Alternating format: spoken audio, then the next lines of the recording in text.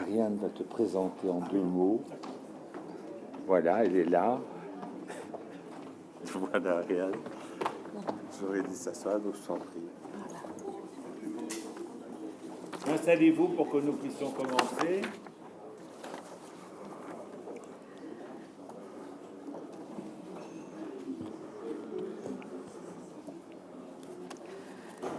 Encore 2 personnes. Voilà, nous recommençons avec une intervention de Michel Cotte, qui a une formation initiale et une première carrière de physicien.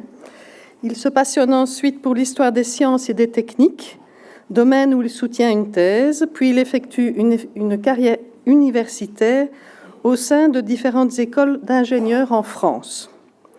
Il s'intéresse au processus d'innovation et d'adaptation technologique, à la génétique des objets, à la culture des ingénieurs, à la circulation des idées techniques ou encore à la rétroconception numérique des machines anciennes. Il est aujourd'hui professeur honoraire de l'Université de Nantes, parallèlement dans le cadre d'ICOMOS, Conseil international des monuments et sites. Il a réalisé de nombreuses missions pour le patrimoine mondial de l'UNESCO, en Europe et dans le monde entier.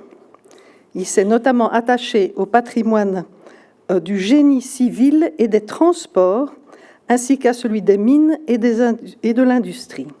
Il a dirigé les études thématiques de l'ICOMOS sur les patrimoines de l'astronomie et de l'archéoastronomie, ainsi que sur ceux de la gestion de l'eau dans le monde arabo-musulman et en Extrême-Orient. Il a, ces dernières années, présidé la Société française d'histoire des sciences et des techniques. Et, comme je vous l'ai dit au départ, dans l'introduction, il est aussi membre de notre comité scientifique. Merci.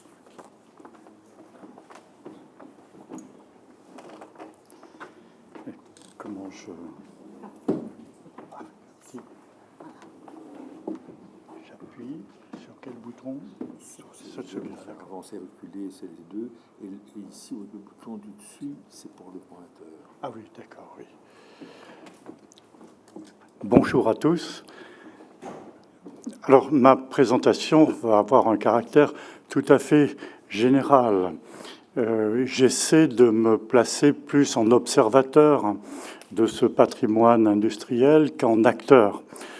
Et de vous écouter tous dans ces présentations qui ont duré maintenant 7e journée, toutes passionnantes, toutes extrêmement intéressantes. Donc, dans un premier temps, de vous proposer une sorte de grille de lecture et dans un deuxième temps, quelques illustrations de cette grille de lecture et quelques remarques que je me permettrai de faire sur le patrimoine industriel. Alors, chose basique de ce que nous avons fait, les lieux de l'industrie dans un premier temps, ce patrimoine donc immobilier, ses réutilisations. Je ne reviendrai pas directement sur ce cas d'étude, mais il fait partie de cet ensemble. Pour moi, le patrimoine industriel relie dans un ensemble organique tous ces éléments. Donc, deuxième temps, c'était un moment qui a orienté la deuxième partie des journées d'études, les machines, les instruments. On a eu ce matin 2 très beaux exposés sur ces questions-là. La documentation et les archives à caractère technique, à caractère industriel, qui forment véritablement un sujet en elles-mêmes. Et enfin, le patrimoine immatériel, notion assez large, assez vaste, mais qui recouvre des éléments très précis dans le domaine de l'industrie, bien entendu. Alors, quelles ont été les démarches de nos acteurs de ces journées dans leur présentation? Je pense qu'on a un premier bloc d'attitude et de travail qui est l'état des lieux, reconnaître ce qui fait ce patrimoine dans les 4 domaines existants et envisager des mesures de conservation, de préservation pour l'avenir. Beaucoup de nos présentations ont parlé de ces choses-là. Mais aussi d'améliorer, d'actualiser, de rendre lisible, d'étudier. C'est-à-dire qu'il ne suffit pas de garder ces objets, de les entasser, de les accumuler, mais il faut aussi les connaître, éventuellement les entretenir, les améliorer si c'est des machines fonctionnelles, par exemple, et les rendre lisibles. Je crois qu'il y a un gros problème à ce niveau-là de passage d'une génération à une autre. Si on pense au dessin industriel, on passe aujourd'hui à la conception assistée par ordinateur, il y a des ruptures. Alors comment vivons-nous ces ruptures dans ce patrimoine industriel? Comment en tenons-nous compte? Et enfin, une fois que ce travail a été fait, il faut utiliser ce patrimoine, le valoriser, le transmettre au public en particulier. Et enfin, peut-être envisager un certain nombre de perspectives pour le futur. Voilà, c'est ce que j'appellerais la grille de lecture que je vous propose. Et maintenant, on va rentrer dans quelques exemples. Alors évidemment, tout projet industriel ne casse pas en général qu'une seule de ces cases, mais il en casse plusieurs. Et il prend à ce moment-là une certaine tonalité, bien sûr. Alors, dans les machines et instruments, reprenons, si vous voulez, la deuxième ligne de ma grille, inventorier, collectionner, sauvegarder les musées des techniques. On a eu ce matin 2 très belles présentations. Alors volontairement, je donne un exemple en dehors de nos zones habituelles de muséographie. Aux États-Unis, par exemple, le musée de l'air du Smithsonian Institution à Washington est quelque chose d'absolument fabuleux. C'est une collection d'avions, probablement l'une des plus belles au monde, si ce n'est la plus belle. Alors, ça amène de ma part peut-être 2 commentaires, enfin quelques commentaires, disons, sur ces collections.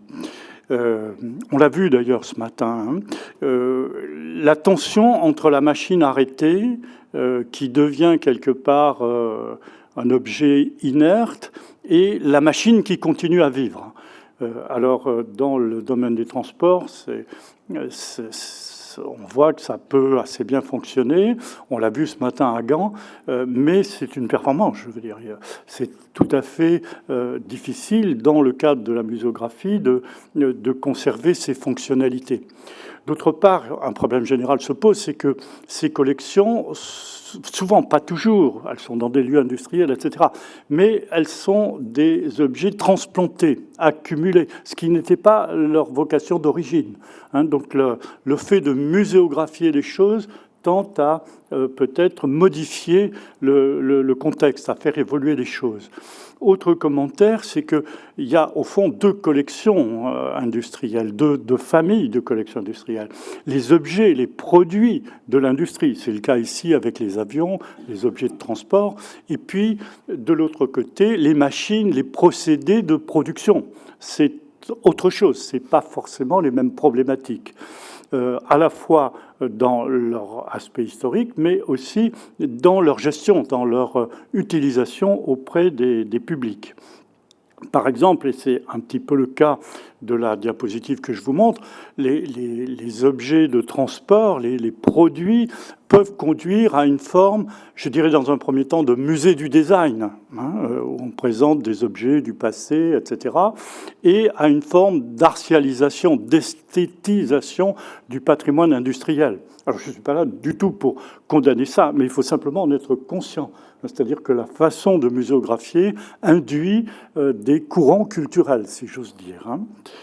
Voilà, c'était un premier élément. Alors, par rapport à ces questions et aux remarques que je fais, j'aime bien quand même citer ce mouvement qui est à la fois passé de mode et qui reste, à mon avis, d'actualité, qui est celui du courant des écomusées, c'est-à-dire qu'on cherchait à garder le contexte d'une phase industrielle, d'une période industrielle, d'un domaine de l'industrie, en gardant les lieux, et donc le lien avec la première partie de l'immobilier, et aussi en étant en relation avec les communautés, c'est-à-dire ces musées de territoire en quelque sorte.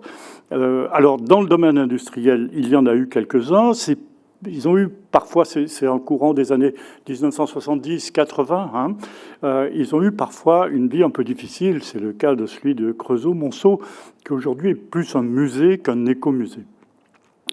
Alors enfin, dans l'étude et la présentation au public, je veux mentionner la question très générale de la narration. C'est-à-dire qu'on construit un récit à propos du musée, à propos de la collection, à propos du territoire, à propos des communautés. Donc, on a une narration des techniques, des monographies à caractère historique, des reportages, des scénarios de films. Voilà, la façon de présenter la technique par ces biais-là fait aussi partie du patrimoine. Alors, on rejoint un patrimoine immatériel, bien entendu, mais son objet, souvent, est la machine, le processus industriel, le processus de création. Donc, un exemple, le tunnelier du tunnel sous la Manche, évidemment, a fait l'objet de toute une série de films qui sont des documents sur les machines. À propos de ces machines, on l'a vu ce matin, mais les communautés, les associations, alors parfois musées publics, bien sûr, mais souvent, ils ont eu un caractère associatif. Je pense au monde anglo-saxon, je pense aussi à quelques exemples en France. Ces chemins de fer touristiques ont incontestablement connu un succès tout à fait remarquable. On en parlait avec Yves Benoît qui interviendra cet après-midi. Le chemin de fer de la Somme, c'est 200 000 usagers par an, et celui du chemin de fer de l'Ardèche que je vous présente là, c'est 160 000 usagers par an, c'est-à-dire qui payent, qui utilisent le train comme ils paieraient pour visiter un musée, une collection. C'est aussi des manifestations comme le rallye de Monte-Carlo historique sur des collections de voitures qui réunit des amateurs qu'on n'a pas forcément l'occasion de rencontrer dans les actions de muséographie, dans nos colloques, dans nos réunions, mais qui sont très actifs, qui souvent sont très compétents, alors parfois sur un modèle d'automobile qu'ils font fonctionner et qu'ils utilisent pour leur plaisir. Enfin, en termes de perspective par rapport à ces machines et instruments, alors je cite un peu volontairement un projet maintenant très ancien, qui est l'utilisation des techniques numériques, notamment de la 3D, mais encore plus de la 3D plus T, c'est-à-dire cette muséographie des techniques. Alors, je ne sais pas si c'est fonctionnel, peut-être pas, mais Florent Laroche avait montré ce film, je crois, sur la machine à laver le sel de Bas-sur-Mer, donc en Loire-Atlantique, qui était une restitution d'une machine dynamique, c'est-à-dire de conserver l'apparence de la motricité. Autre domaine, celui de la documentation, des archives, de ce qu'on appellera la mémoire technique des machines et des procédés. Alors, inventorier, sauvegarder, collectionner, ce sont les archives industrielles. On y a fait ce matin des références tout à fait importantes. Alors voilà par exemple un exemple que j'aime bien citer parce que c'est l'un des plus caractéristiques en France, c'est celui de la Société industrielle de Mulhouse, qui depuis sa création dans les années 1810-1820 a publié des bulletins, a collectionné des documents, a collectionné par exemple des échantillons textiles, a constitué des collections absolument systématiques. Et l'intérêt de ces collections, c'est que c'est pas des collections a posteriori de documents, mais c'est le patrimoine qui se constitue dans le temps de l'action. C'est pas un patrimoine rétroactif, c'est pas un regard porté par les héritiers sur les parents. C'est les parents qui ont produit cette documentation. C'est eux qui ont initié à la fois le domaine industriel dont ils parlent, dont ils sont souvent des entrepreneurs, et les documents qui les décrivent à la fois dans les machines, dans les procédés et dans les marchés des objets. Alors, la mémoire technique, elle prend des aspects à la fois très contemporains, c'est-à-dire nous, les héritiers, nous mettons en place des systèmes de gestion et de récollection des objets. PADSTEC, donc, qui a été présenté par ma collègue à la journée précédente, à la 6e journée, mais aussi des documents auxquels on ne pense pas forcément, qui sont des documents tout à fait actifs, tout à fait contemporains, hein, conjuguer le passé et le présent. C'est des archives qui sont aujourd'hui utilisées comme les bases de données pour mieux connaître les sites miniers d'uranium.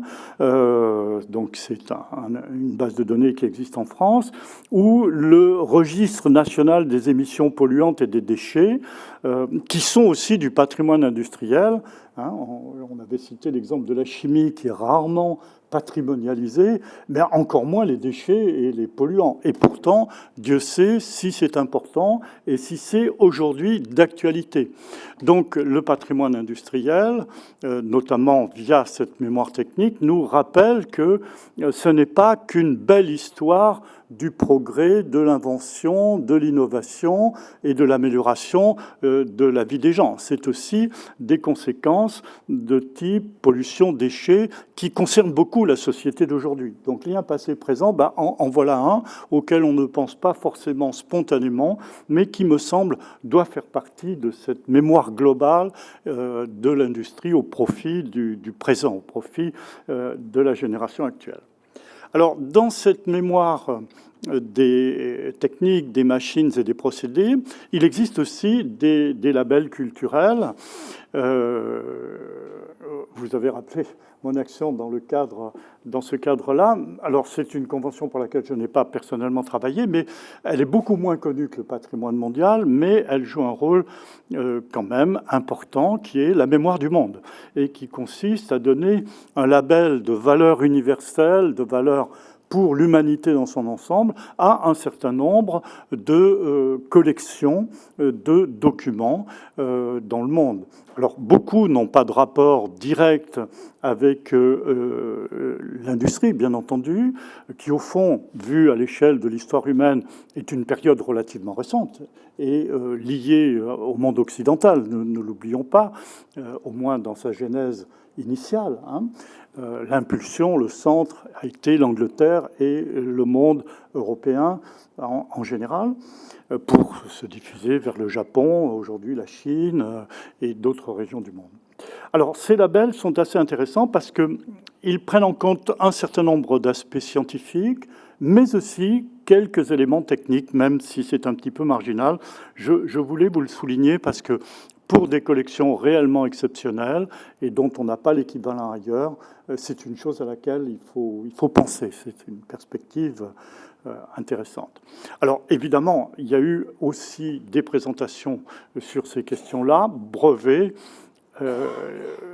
Alors, les brevets sont assez intéressants parce qu'ils mettent en avant, dans le grand monde du patrimoine en général, ils mettent en avant quelque chose d'un petit peu paradoxal.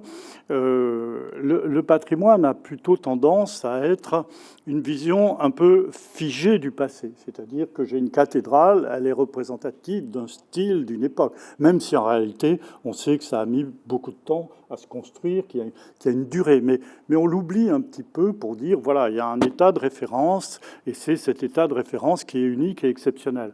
Alors que l'une des valeurs fondamentales de l'industrie et de la technologie, c'est l'innovation, c'est le changement. Et évidemment, les brevets, les différents offices de brevets, brevets américains, brevets européens, brevets britanniques, qui sont les plus anciens. Enfin, la fondation du brevet vient d'Angleterre au XVIIIe siècle, comme vous le savez sans doute. Voilà, alors c'est des sources documentaires absolument fabuleuses. Et c'est intéressant, par exemple, par rapport à des projets de conservation aujourd'hui, pour rentrer dans la connaissance, pour contextualiser une machine, de, par exemple, avoir un projet avec des étudiants, avec des formations universitaires, sur cet environnement technologique. Bien sûr, cette machine apparaît, mais qu'est-ce qui se passe au même moment autour dans ce domaine-là ? Y a-t-il d'autres procédés qui sont proposés? La mule Jenny est-elle la seule ou pas? Vous voyez, donc bien sûr, c'est un moment crucial de l'industrie textile, mais il y a une effervescence, par exemple, à ce moment-là, en Angleterre, notamment autour de la création de machines, qui méritent peut-être, et via les brevets, d'être restituées. Hein, c'est-à-dire pas seulement une vision linéaire du progrès, la machine, référence, etc. Mais c'est peut-être plus complexe, il y a peut-être une arborescence d'idées autour d'un sujet à un moment donné. Donc la mémoire technique des brevets, source documentaire intéressante. Alors là, je vous présente très succinctement un travail qui a été fait avec des élèves ingénieurs, ce qu'on appelle, enfin ce que j'appelle en tout cas, une veille technologique dans le passé. C'est-à-dire la veille technologique, on a l'impression qu'il faut surveiller ses concurrents à côté de soi en même temps pour savoir ce qu'ils vont faire, comment ils bougent, dans quelle direction, et nous, par rapport à ça, comment on se situe. C'est toute la rivalité de la recherche et développement entre grands industriels, voire entre grandes zones géographiques. Eh bien, de prendre un point de vue complètement différent, en disant, maintenant, on s'inscrit dans la longue durée, et d'où viennent les idées d'aujourd'hui? D'où vient la compétition d'aujourd'hui? Par où ces choses-là sont-elles passées?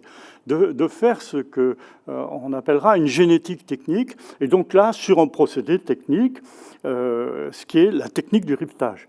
Et la technique du rivetage, d'après la thèse de Bruno Giacomi au Conservatoire des Arts et Métiers, il y a maintenant assez longtemps, parce que Bruno est de ma génération, donc c'est une thèse un peu ancienne, mais les étudiants avaient reconstitué la génétique des techniques. Donc on voit aussi les branches qui se séparent, les choix techniques différents qui peuvent correspondre à des entreprises, à des régions géographiques, à des matières premières disponibles ou pas. Vous voyez, de resituer ce patrimoine industriel dans un contexte à la fois chronologique et, je dirais, géographique. Il y a une géo-industrie à envisager dans le patrimoine industriel. Alors on découvre des choses assez intéressantes, que par exemple le rivetage automatique, en réalité, a été un mythe des industriels au XIXe siècle et qui n'a jamais fonctionné. Et qu'on passe ensuite à la soudure assez brutalement, je dirais, quand on est capable de maîtriser ce type de technique. Alors, dans les perspectives, je reviens au numérique, mais je crois que c'est vraiment incontournable dans la transition passé-présent. Bien, le présent nous apporte des outils totalement nouveaux.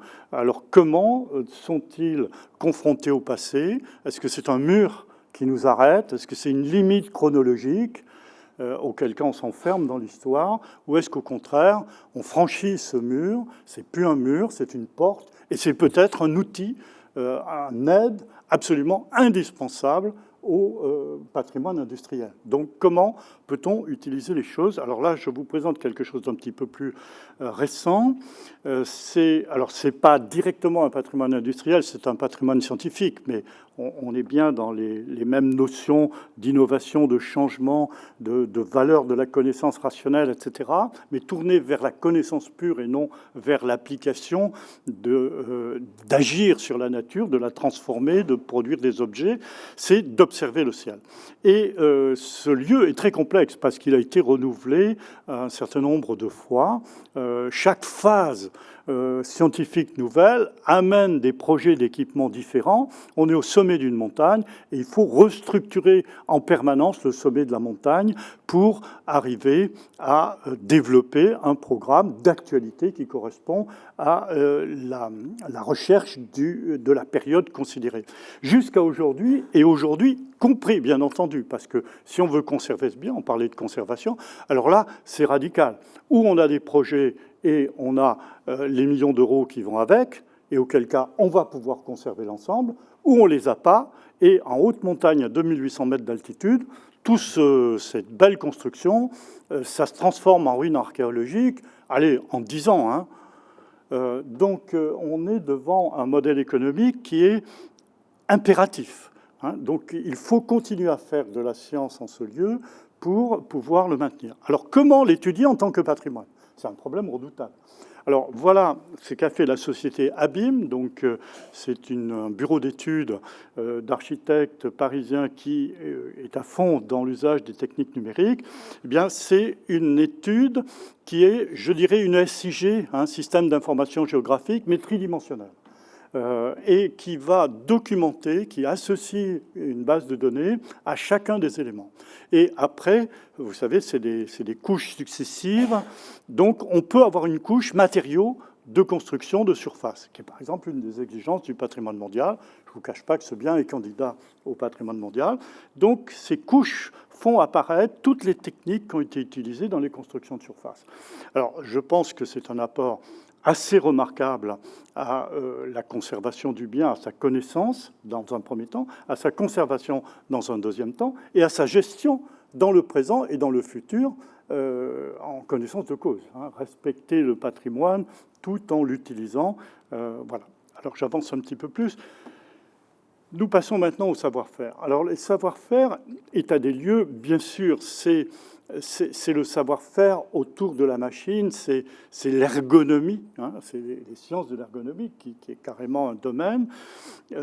Alors, la photo, en réalité, est un petit film, mais Yves Benoît, qui est ici et qui interviendra cet après-midi, avait fait ce petit film pour montrer comment on affûtait la racle de répartition de la couleur sur une machine à imprimer au rouleau. Donc, voilà, des choses extrêmement précise, spécialisée, c'est l'état des lieux. Et la difficulté, évidemment, à conserver cela, il faut, c'est le savoir-faire, c'est l'homme, c'est la transmission de personne à personne qui assure sa conservation. On est bien dans de l'immatériel, au sens de c'est les hommes, c'est par l'homme que passe la connaissance, le geste, même si c'est appliqué, évidemment, à de la matière. Ah ben, le film fonctionne. Je suis désolé, Yves. Je veux pas. Alors, il n'y a pas le son, par contre. Je crois qu'il n'y a pas le son. Je crois que le son ne fonctionne pas. Parce que normalement, il y a un échange entre l'ouvrier qui vient de. Enfin, Yves en parlera cet après-midi, qui a été le dernier à l'utiliser dans le contexte de l'industrie classique, je dirais, et qui, avec Yves Benoît, dans le cadre de ces activités dont il nous parlera cet après-midi, affûte cette lame. Alors, je voulais aussi vous faire part d'une réflexion. C'est très récent. C'est une émission que j'ai entendue à France Inter il y a très peu de temps, en septembre, donc cette année, il y a quelques jours, il y a une dizaine de jours, qui faisait le bilan de ce qu'on appellera les visites d'entreprise, le tourisme industriel. Alors, peut-être avant de rentrer dans ces chiffres, de rappeler que le tourisme industriel, ce n'est pas une invention récente. Les forges de Buffon, en France, Buffon, le fameux naturaliste, avait développé en Bourgogne des forges pour le métal, et il avait prévu une sorte de balcon avec une entrée spécifique pour les visiteurs pour pouvoir assister à la coulée de fonte. C'est au XVIIIe siècle. On trouve des choses équivalentes dans les mines de sel royales de Pologne, où vous avez un parcours de visite qui remonte au XVIIIe siècle. Et quand vous visitez ces mines, la première chose qu'on vous dit, ah, mais le Frédéric II, roi de Prusse a visité, le tsar a visité notre mine, est venu se plonger dans ces mines de sel. Alors, aujourd'hui, j'ai été surpris, je ne vous le cache pas, c'est pour ça que je voudrais vous faire partager ces chiffres, agréablement surpris. Succès croissant des visites d'entreprise. 20 millions de visiteurs par an. Je me suis un peu pincé en disant, mais c'est un Français sur deux en âge de visiter qui est allé visiter un jour. Alors, c'est probablement plus compliqué que ça. Il n'y a pas que des Français, heureusement. Et puis, il y en a qui sont peut-être allés plusieurs fois. Je passe. 4000 entreprises concernées. C'est à la fois pas énorme à l'échelle de la France, mais c'est en même temps très significatif. J'ose dire, c'est 4000 musées vivants, entreprises vivantes qui ouvrent leurs portes et qui montrent leur savoir-faire. Alors, pourquoi ce succès? Il y a sans doute des raisons assez multiples pour les visiteurs. Et l'une qui était évoquée par cette émission, c'est de dire qu'on veut savoir comment ça se passe derrière le rideau des entreprises. On n'arrête pas de nous dire qu'il y a des polluants, des PFAS, etc. Mais comment travaillent donc les industriels? Il y a donc une curiosité pour les savoir-faire et pour le patrimoine en général, qui pousse le public à aller voir les choses. Alors je pense que c'est une réaction extrêmement intéressante, parce qu'on a un peu tendance aujourd'hui à tomber dans une critique du progrès, de l'industrie, de la science, une forme de négationnisme de ce qui faisait les valeurs du monde occidental il n'y a pas si longtemps que ça. Alors c'est une réaction qui me semble intéressante, plutôt que de fuir ou de refuser, on veut voir. Et c'est une offre culturelle nouvelle. Je pense que les gens, le public, est curieux de ces choses-là parce que il ne sait pas, il n'a pas encore vu et il souhaite le voir. Et d'autre part, de l'autre côté, un souci croissant des entreprises, je dirais, dans leur relation client. Dans ma relation client, j'inclus pas seulement un coût d'achat, j'inclus pas seulement un coût de fonctionnement, une assurance, mais j'induis aussi de la valeur de représentation. J'investis l'image de mon entreprise. Alors, les succès, c'est assez intéressant. Alors, la production EDF en général, Électricité de France, 500 000 visiteurs, je dirais hors concours, parce qu'il y a beaucoup de sites, etc. Mais dans les 5 premiers, on trouve 2 confiseries, une cave de vin. Alors, c'est aussi assez intéressant parce que c'est très révélateur, au fond, de ce qu'est l'industrie en France aujourd'hui. Le luxe vient ensuite. Et au fond, c'est des valeurs sûres je dirais, l'agro-industrie et de l'industrie française. Peut-être plus que d'autres domaines. Et puis, évidemment, les grandes entreprises, mais nous aurons cet après-midi un exposé justement sur Michelin, qui est un exemple tout à fait caractéristique de la grande entreprise en France. Et aussi intéressant, le coup de cœur de France Inter était sur l'entreprise Bohain à l'Aigle, dans l'Orne, dont je n'avais jamais entendu parler. Peut-être certains d'entre vous connaissent cette entreprise, mais sans doute pas beaucoup. L'Orne n'est pas le département le plus touristique de France, et l'Aigle n'est pas la ville la plus attractive de nos provinces profondes. Donc, un lieu, si vous voulez, qui n'est pas du tout favorisé par le tourisme, parce que quand les confiseries, elles sont dans le Midi, les caves de vin. Donc, vous voyez, il y a un tourisme multiple. On n'est pas là que pour le patrimoine industriel, mais on vient voir la grand-mère, on profite de la plage, et le jour de pluie, on va voir une entreprise. Vous voyez, on est plus dans un schéma comme ça. Donc cette entreprise, qui existe depuis 1833, donc Dieu sait si on est dans un patrimoine, qui fabrique des aiguilles à coudre, on est bien dans un système technique d'autrefois, mais qui continue à exister, connaît un succès assez remarquable. Alors, dans le patrimoine immatériel, il y a une autre convention de l'UNESCO, encore 5 minutes, voilà, j'arrive à peu près à la fin. Il y a une autre convention de l'UNESCO qui est celle du patrimoine immatériel, qui a été proposée en 2003, qui est active depuis 2009.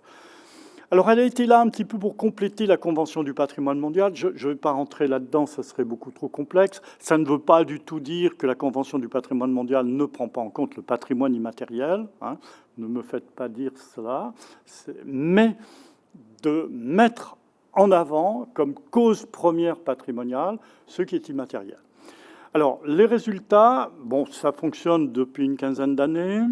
Il doit y avoir 400-500 sites d'inscrits, 400-500 pratiques. Ce n'est pas les sites, justement, c'est les pratiques d'inscrites. Alors, il y a une place, pas très grande, mais il y a une place pour l'artisanat traditionnel. Voilà, vous avez un sujet européen, on peut être candidat à plusieurs pays. La verrerie traditionnelle, vous avez 5 pays européens qui ont été candidats à ce titre-là. Alors, il s'agit plutôt d'artisanat. On n'est pas dans la production industrielle. C'est la première remarque. Il n'y a pas de sujet industriel au patrimoine immatériel, au passage. Alors, on peut dire que c'est une lacune. Donc, succès relatif pas seulement par rapport à l'industrie qui n'est pas représentée, aux techniques qui le sont seulement par l'artisanat, mais parce que cette convention souffre, à mon point de vue, de deux faiblesses assez importantes. La première, c'est que toute une série de pays ne l'ont pas signée, notamment les pays anglo-saxons, ce qui est quand même assez curieux, mais il y a sans doute des raisons. Et d'autre part, il n'y a pas véritablement d'organisme scientifique d'évaluation, à la différence du patrimoine mondial, et cela explique sans doute une certaine faiblesse dans les reconnaissances qui sont souvent vues, pas toujours bien sûr, mais parfois vues, disons, comme appartenant plutôt au folklore qu'au patrimoine.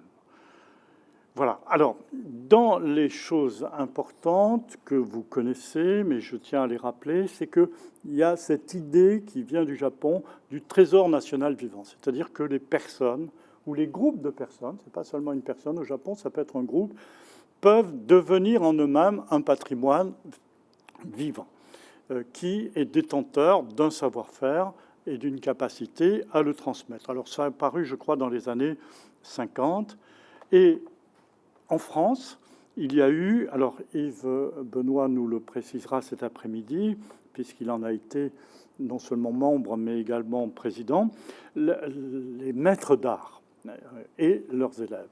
Et c'est une appellation tout à fait officielle qui concerne un maître artisan qui est capable de conserver une pratique professionnelle de haut niveau, reconnu comme tel par un jury, et de former en conséquence des artisans. Alors là aussi, on n'est pas forcément dans l'industriel. Yves Benoît nous en reparlera, mais il y a une place pour l'industriel.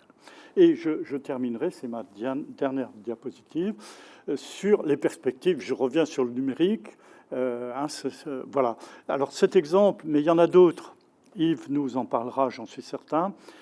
C'est un lieu, moi, qui m'avait fasciné quand je l'ai visité il y a quelques années. C'est la fonderie de cloches Cornille-Havard à Villedieu-les-Poêles, où les techniques de fonderie des cloches remontent au Moyen-Âge.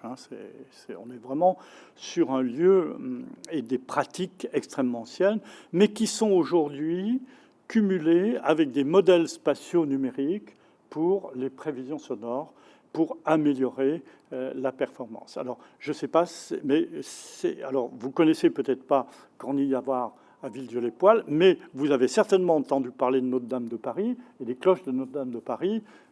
Les voilà. Voilà, je reste là. Merci de votre attention.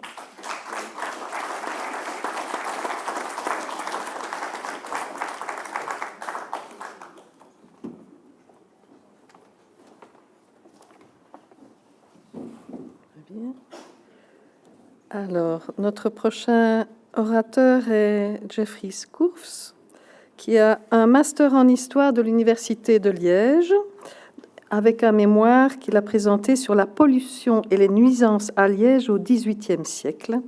Et il est titulaire également d'un master en muséologie de la même Université de Liège. Il rejoint d'abord le musée de la ville wallonne, puis les musées de la ville de Liège comme responsable des expositions temporaires.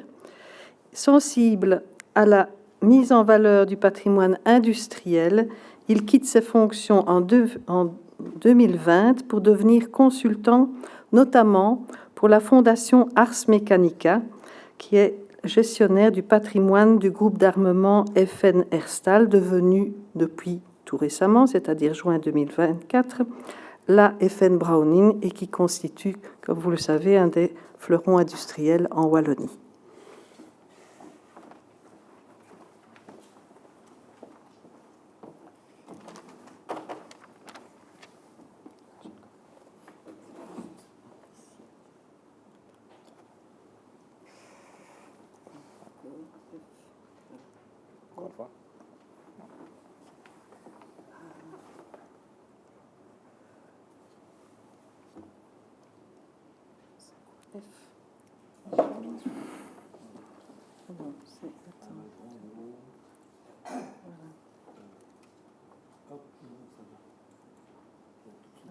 Voilà, c'est parti. Voilà, merci. Pas de souci. Bonjour à tous. Donc, lors de ma présentation, je vais donc vous présenter la Fondation Ars Mechanica, donc, qui est gestionnaire du patrimoine du groupe Herstal, qui est maintenant le groupe FN Browning, comme l'a souligné Ariane. Mais tout d'abord, avant de vous présenter cette fondation, je souhaiterais d'abord, comme vous pouvez le voir ici dans la présentation, du déroulé de la présentation, vous présenter l'histoire de la Fabrique nationale, car ce n'est pas toujours évident pour tout le monde, dans le sens où l'entreprise a tellement diversifié ses activités que les gens ne sont pas toujours conscients de tous les pans industriels dans lesquels la Fabrique nationale s'est engouffrée. Évidemment, grâce à cette présentation, on pourra mieux comprendre aussi l'ampleur du patrimoine que la Fondation Ars Mechanica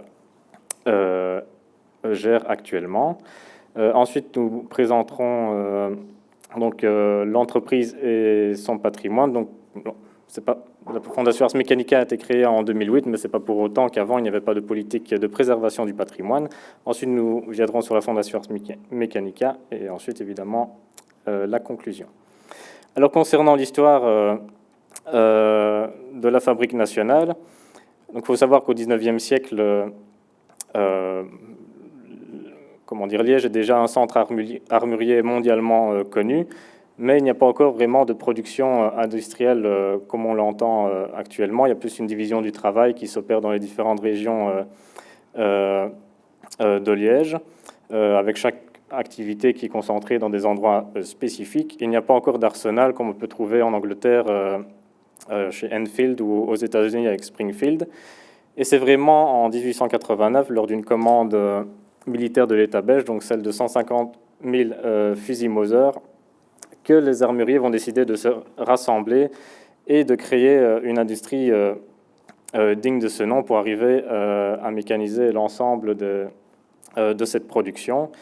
Et donc un complexe de 20 hectares va être créé.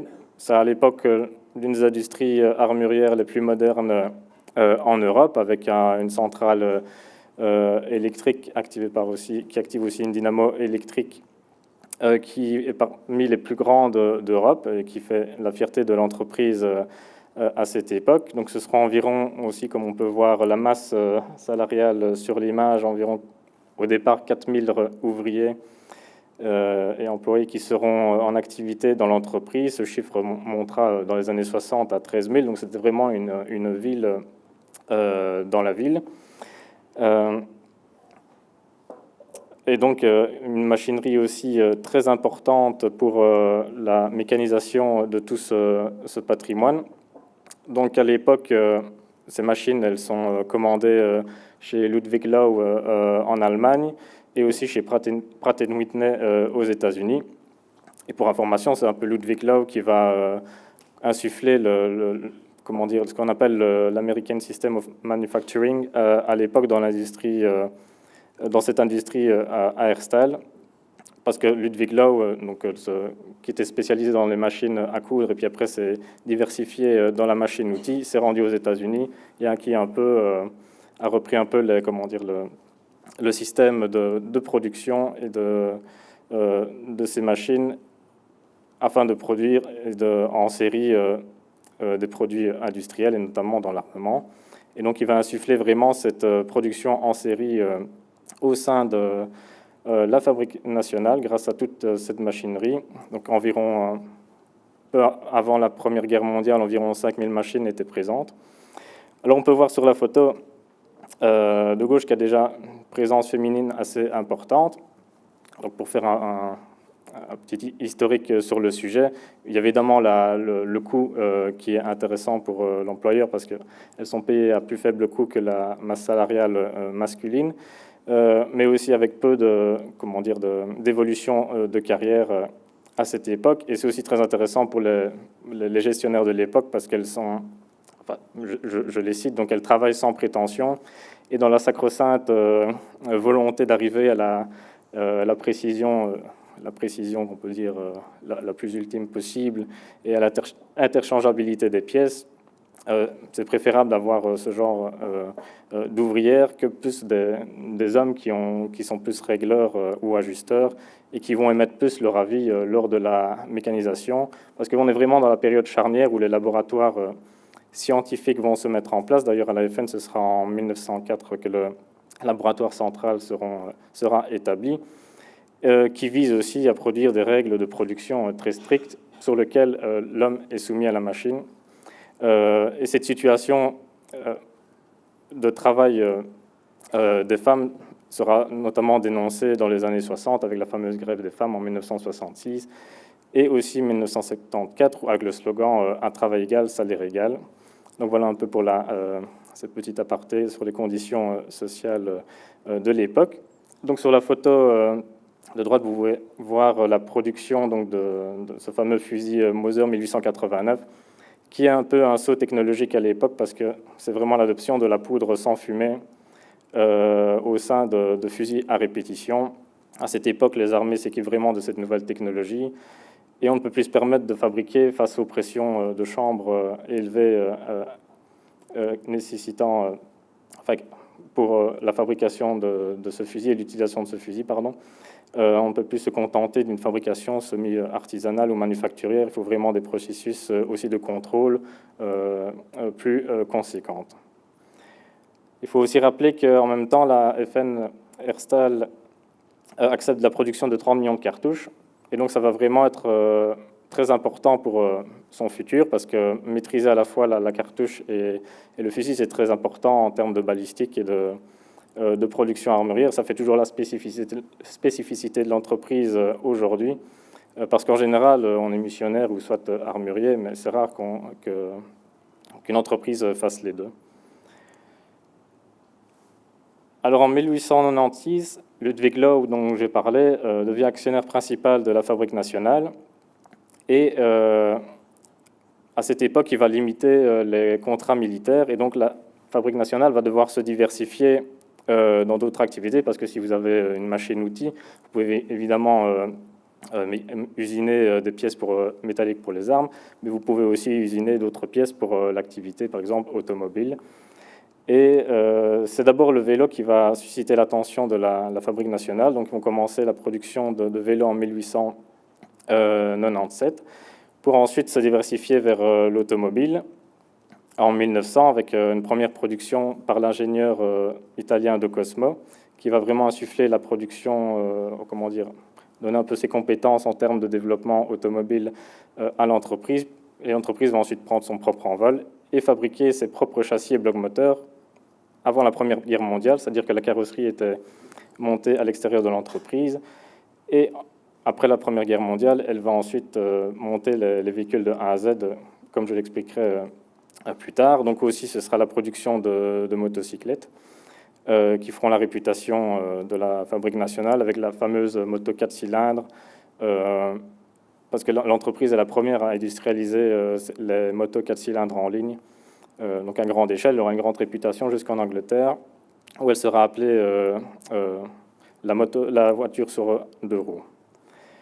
Mais pour acquérir la technologie pour la fabrication de vélos, parce que bon, mécaniser les tubes, etc., c'est assez facile, mais pour le pédalier, la Fabrique nationale va devoir acquérir une licence de production aux États-Unis, à la Pop Manufacturing, et c'est ce qui m'amène à vous parler d'une rencontre, une heureuse rencontre avec John Moses Browning, parce qu'il faut savoir que la Pop Manufacturing se trouve dans la vallée à Hartford, au Connecticut, donc dans l'est des États-Unis. Enfin, je ne l'ai pas indiqué ici sur la carte, mais là se trouve aussi, c'est un peu la vallée de la Meuse des États-Unis, si je peux m'exprimer ainsi, où se trouve l'essentiel des armuriers et des industries mécaniques des États-Unis à cette époque.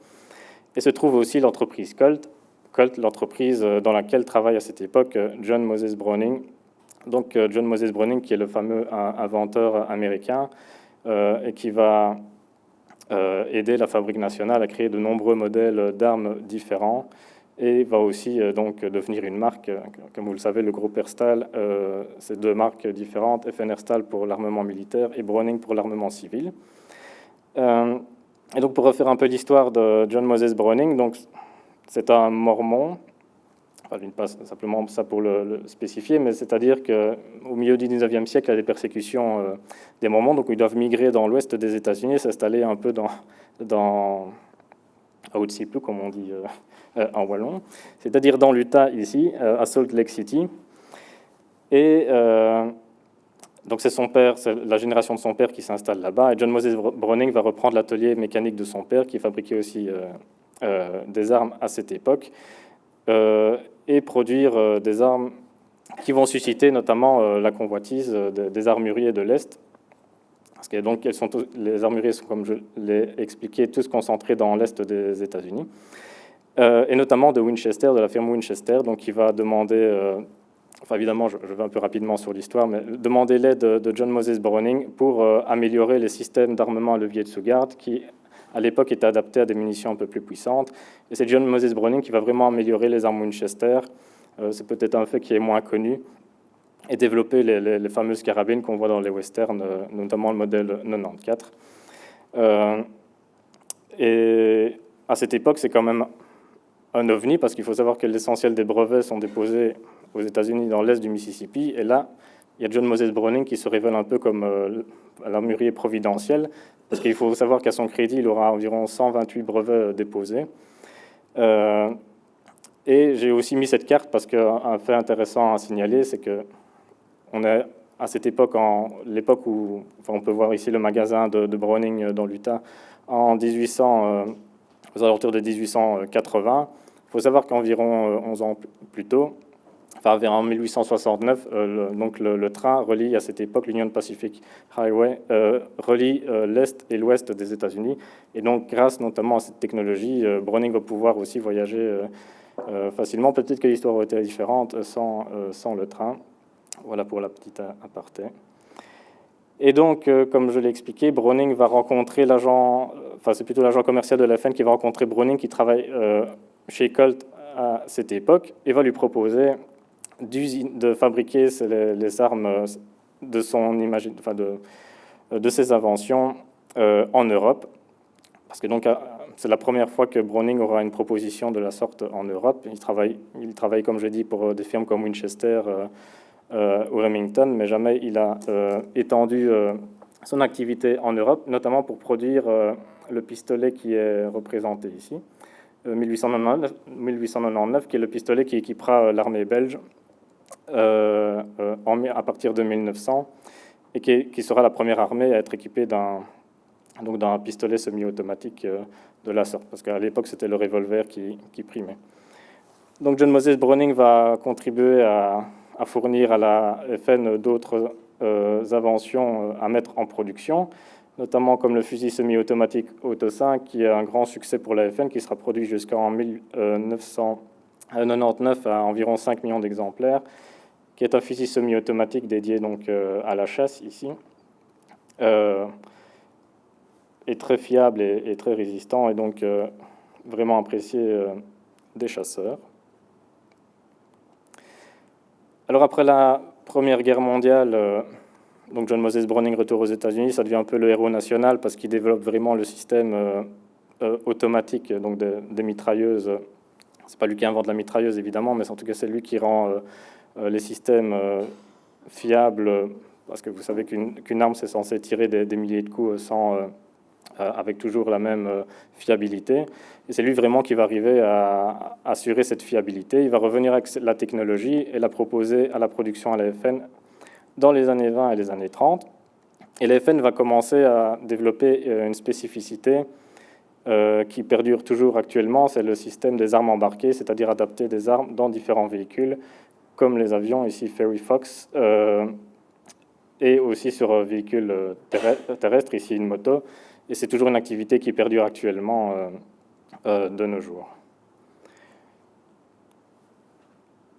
Alors les années 20 et 30, c'est aussi, on peut appeler le rêve automobile, avec la construction de l'usine du Pré-Madame. Donc il y avait, tout à l'heure, on a vu la carte de l'implantation de l'entreprise, et à côté de cette entreprise va être reconstruite une grande usine qu'on appelle l'usine du Pré-Madame, du nom du lieu-dit, où là va vraiment être assurée plus une production en série du type Ford, même s'il y a quand même toujours un côté semi-artisanal, parce que la FN n'a jamais investi vraiment le low cost, mais c'est toujours concentré vers le semi-luxe ou le luxe. Donc chaîne de montage de motos, comme on peut voir de Moto M70, qui est la première moto populaire, comment dire, produite par la Fabrique nationale. Et donc aussi la Fabrique nationale va se diversifier dans les utilitaires, donc les trolleybus notamment, ou les camions militaires. Donc il faut savoir que la production de voitures, elle cesse en 1935, et la production de motos dans les années 60, évidemment sous les contraintes douanières, et aussi la politique gouvernementale qui est alors de cibler plus les industries de montage de véhicules plutôt que soutenir l'industrie locale. Bon, il n'empêche que les véhicules, autant moto et voitures FN, auront une grande réputation, notamment dans les diverses compétitions sportives, que ce soit automobile ou en termes de motocyclettes, avec de nombreux records attribués donc à ces voitures FN, comme un Spa-Francorchamps, ou des records de vitesse et d'endurance. Mais aussi d'endurance, pas seulement sur piste, mais aussi dans des conditions adverses, dans les déserts, etc. Ce qui permet à l'entreprise de prouver aussi que les systèmes, évidemment, sont les meilleurs. Alors Browning retourne donc, enfin, je dis les Browning parce que donc c'est la famille Browning. Donc il y a le père qui décède en 1926, et ensuite Val Allen Browning, son fils, et puis son Bruce Browning, le petit-fils, vont faire perdurer la collaboration avec la Fabrique nationale. Donc Browning va encore soumettre différentes inventions comme des carabines petites semi-automatiques .22, mais surtout développer ce qu'on appelle des fusils à canon superposés B25, qui est toujours l'un des fleurons de l'entreprise, car fabriqué de manière artisanale au sein de ce qu'on appelle le Custom Shop. Et donc c'est dans les années 20 que Browning va développer cette arme qui sera un grand succès. Donc c'est pas le premier superposé à avoir été fabriqué au monde, mais en tout cas c'est le premier qui a été rendu vraiment fiable et robuste. C'est vraiment une arme qui peut traverser les générations et être toujours utilisée. Et cette production civile va aussi susciter d'autres activités, qui est celle notamment de la gravure. Il faut savoir que lorsque la Fabrique nationale est créée en 1889, Liège est déjà un grand centre de la gravure, et il est connu pour en fait créer des liens entre les différents courants, que ce soit français, anglais ou allemand, pour créer le propre style qui lui est propre. Et c'est vraiment le graveur Funken qui va vraiment créer cette combinaison des différentes influences de gravure européenne pour créer des propres grades de gravure qui forment toujours vraiment une référence mondiale en termes de la gravure. Si vous allez même chez concurrents comme Beretta, ils se réfèrent aussi à ce genre de type de gravure. Atelier de gravure qui était assez conséquent, environ 180 personnes dans les années 60.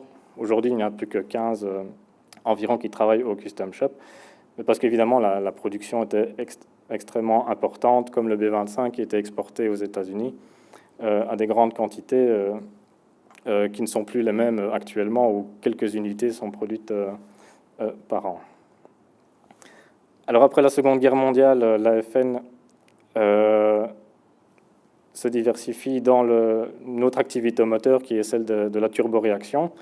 Donc, il faut savoir que certains directeurs de la FN s'étaient rendus durant la guerre en Angleterre pour contribuer à l'effort de guerre là-bas. Et lorsqu'ils sont revenus avec de nouvelles compétences, notamment les alliages légers, d'autres aussi comme les carbures en tungstène, etc. Mais ça va leur permettre de proposer à l'État belge, qui s'équipe de nouveaux avions équipés de cette technologie de la turboréaction, donc de proposer à l'État belge de mécaniser ces turboréacteurs. Et donc on voit ici des moteurs Rolls-Royce Derwent, parce qu'à l'époque donc la FN travaille avec l'Angleterre. Et ensuite elle va étendre son champ d'activité auprès d'autres entreprises comme General Electric avec la fabrication du J79 pour le F-104 Starfighter. Et donc elle va vraiment faire entrer la Belgique dans l'ère de la turboréaction et équiper tous les avions militaires donc, belges et aussi d'autres nations comme les Pays-Bas ou dans des consortiums un peu plus larges lors de l'adoption du F-16 avec d'autres pays de l'OTAN pour produire notamment les parties qu'on appelle soufflantes et tournantes, comme ici le rotor de turbine du J79. Donc elle va produire ça jusqu'au F-16 et aussi elle va aussi rentrer dans le civil à partir des années 70 avec un premier pas dans le groupe SNECMA General Electric pour la production du CFM 56 dans lequel elle va réaliser certaines pièces.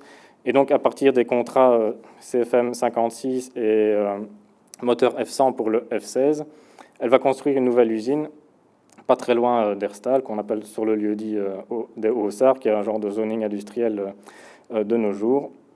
Et donc cette usine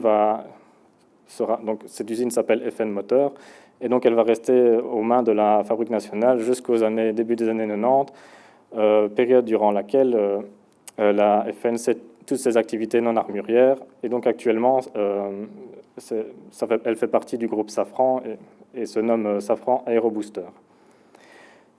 Alors après la Seconde Guerre mondiale, c'est l'époque de la standardisation. Je regarde l'heure parce que j'ai tendance à beaucoup parler. Non, ça va. Un quart d'heure, ça va. Bon, j'accélère alors. Donc standardisation après la Deuxième Guerre mondiale. Il faut savoir que donc à l'époque, il faut savoir que chaque armée avait son propre modèle de munitions, son propre modèle d'armes, et ça posait évidemment des problèmes en termes de connexion des armées ou de production. Et donc la FN va proposer son propre modèle de calibre et de munitions, la munition 7,62, qui va être adoptée par l'OTAN. Donc c'est vraiment la FN qui sera la base de la standardisation des munitions OTAN, qui seront utilisées donc parmi les armées faisant partie de l'OTAN. Et elle va aussi créer des armes en fonction de ce nouveau calibre, donc le fameux FN-FAL, qui équipera de nombreuses armées dans le monde, comme l'armée britannique ou même l'armée allemande. Et ensuite, sur la droite, vous pouvez voir Ernest Verviers, le concepteur de la MAG 58, qui est aussi un grand succès pour l'entreprise, qui est donc fabriquée, comme son nom l'indique, à partir de la fin des années 50 et qui est toujours produite actuellement, selon évidemment certaines évolutions techniques. Alors, Browning, la société sera rachetée en 1977, donc maintenant depuis lors, fait partie intégrante de ce qui était appelé le groupe Herstal et maintenant le groupe FN Browning. Donc, continuité dans le développement des armes, mais aussi diversification dans les sports qu'on appelle de loisirs, avec les raquettes de tennis Browning, club de golf, planche à voile, etc. Les années 80, c'est aussi l'époque du rachat de l'usine Winchester, donc à New Haven aussi dans le Connecticut. Et par le rachat de cette usine, donc il faut préciser que c'est le rachat de l'usine et pas de la marque qui appartient toujours à un groupe qui s'appelle le groupe Olin. Donc la FN rachète vraiment un fleuron de l'histoire de l'armement américain avec tout son aspect culturel, comme on peut le voir ici, avec le cavalier Winchester bien connu qui réfère vraiment à l'époque de la conquête de l'Ouest. Diversification un peu dans tous les domaines. On a vu le domaine du sport, mais il y a aussi les domaines plus industriels avec le rachat de la filière textile de la société belge de l'optique et d'instruments de précision, ou la fabrication dans l'usine de FN Bruges d'escaliers mécaniques qui équiperont notamment les stations de métro de Bruxelles. Je ne sais pas s'il y en a toujours qui sont présents, mais c'est à vérifier.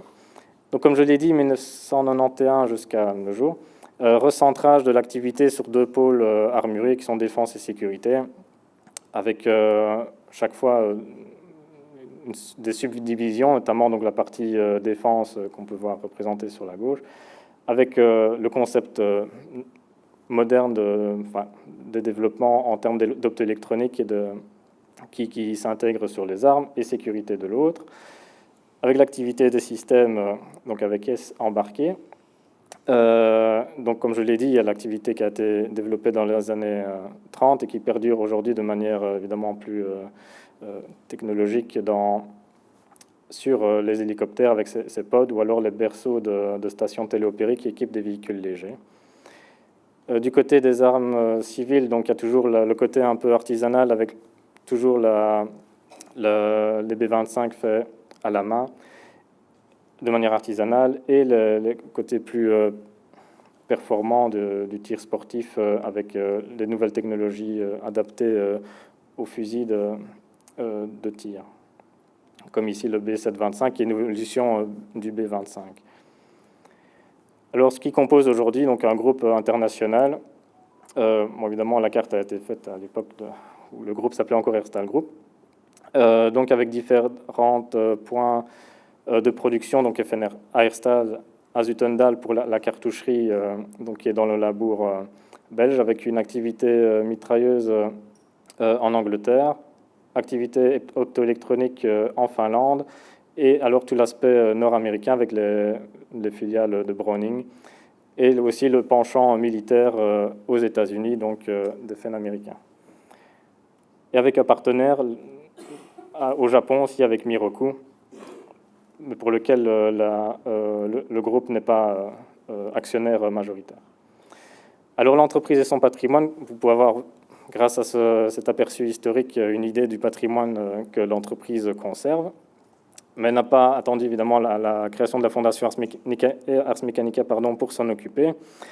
Et dès 1893, donc une première donation d'une arme est effectuée au musée d'armes de Liège, donc musée d'armes qui a été créé en 1885 par des armuriers liégeois, parce qu'à l'époque il n'y avait pas encore d'école d'armurerie, elle sera créée en 1897.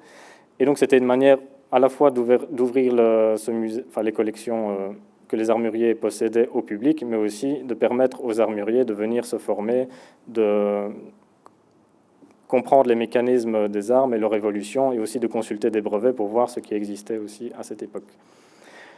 Alors, 1964, donc c'est les 75 ans de l'entreprise. Un livre est publié pour célébrer ça, qui est réalisé par un descendant d'un armurier, donc Auguste Francotte.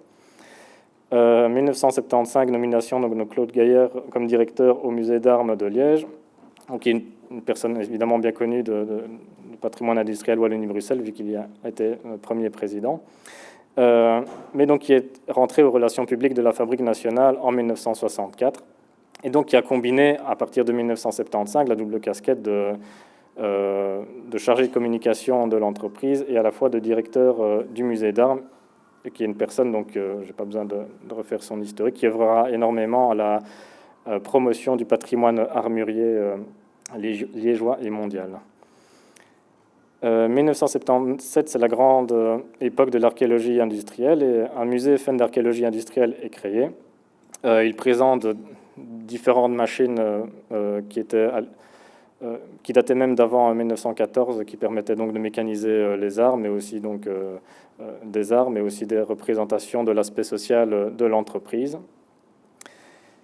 1989, fête du centenaire, donc encore une grande exposition et une nouvelle publication dans le livre est effectuée.